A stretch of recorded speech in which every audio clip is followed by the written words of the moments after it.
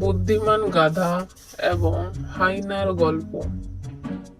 একদা এক সময় পাহাড়ের উপরে একটি গাধা বসবাস করত। এই গাধাটি একাই থাকত।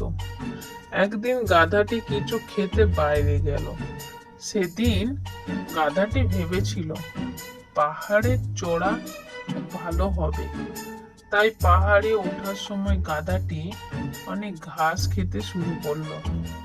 গাধাটি যখন চড়ছিল তখন একটা হায়না পাশ দিয়ে চলে গেল।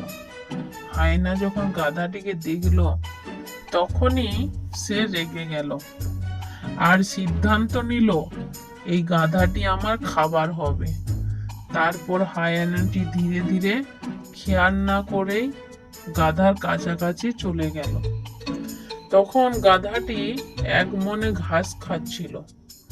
তখন সে হায়নাকে কাছে আসতে না দেখতে পেয়ে হঠাৎ গাধা হায়নাকে লক্ষ্য করল, কিন্তু চালাক গাধা তা বুঝতে দিল না যে হায়না তার পেছনে দাঁড়িয়ে আছে।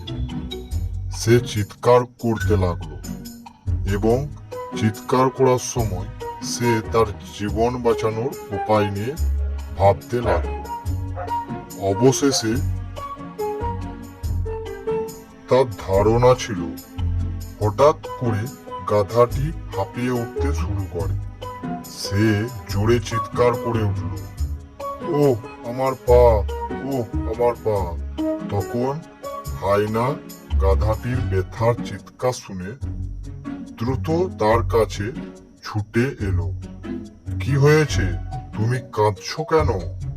হেনা বলল, আমি অসতর্ক হয়ে কাঁটার উপর দিয়ে হেঁটে ফেলেছি, তাই সে কাঁটা আমার এক খুঁড়ে আটকে আছে।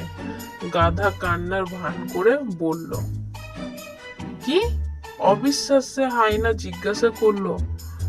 তারপর বলল, আমি কেন এটা সম্পর্কে চিন্তা করব? যাই হোক, তোমাকে আমি খেয়ে ফেলবো। হায়না বলল, আমি জানি তুমি আমাকে খেয়ে ফেলবে, আর এটাই আমার চিন্তার একমাত্র কারণ। যখন তুমি আমাকে খাবে তখন আমার পায়ে বিঁধা কাঁটা তোমার গলায় আটকে যাবে এবং তুমি দম বন্ধ হয়ে মারা যাবে। হায়না তখন গাধাটির কথাটি ভেবে সম্মতি জানালো এবং তার কাছে বোধগম্য হলো, তাই সে গাধাটিকে সাহায্য করতে রাজি হলো। হায়না বলল, ঠিক আছে, আমি তোমাকে কাঁটা তুলতে সাহায্য করব, তারপর তোমায় খাবো। এই বলে হায়না গাধার পায়ের দিকে ঝুঁকে দেখতে লাগলো কাঁটাটি কোথায়। কিন্তু হায়না কাঁটা দেখার আগে গাধাটি হায়নার মুখে জোরে লাথি মারলো আর হায়নাটি জ্ঞান হারালো, আর গাধা সেই সুযোগটা নিয়ে পালিয়ে যায়। হায়না চিৎকার করে উঠল। যখন জ্ঞান ফিরলো তখন সে বুঝতে পারলো গাধাটি তাকে বোকা বানিয়েছে।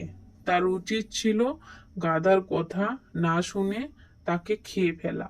ইতি কথা, সঠিক সময়ে উপস্থিত বুদ্ধিকে কাজে লাগানোই শ্রেয়।